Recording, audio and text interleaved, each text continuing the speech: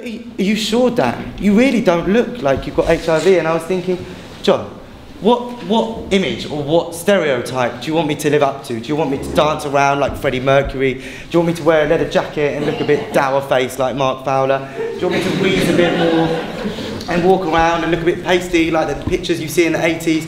John, what stereotype do people with HIV need to fulfil for you?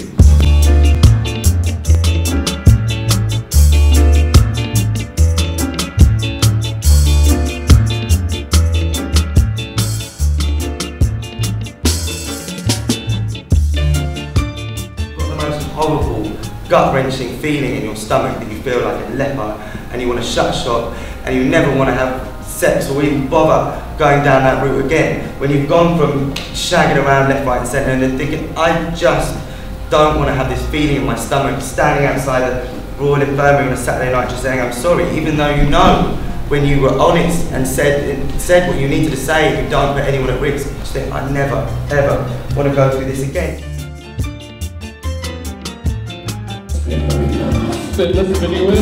How many people in Scotland have HIV? What's your answer? £1,500? And that's the right answer! Congratulations! Put that man up here! It looks like a clean vagina.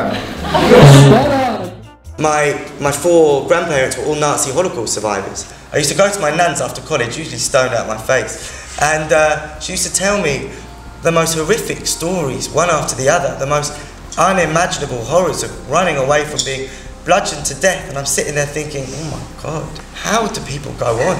I think what my grandparents were doing is that by sharing their traumas, by sharing the fact that you can get over these things, by getting over them and sharing them with your loved ones, those ones closest to you, that's a way of tending to the knots in your mind.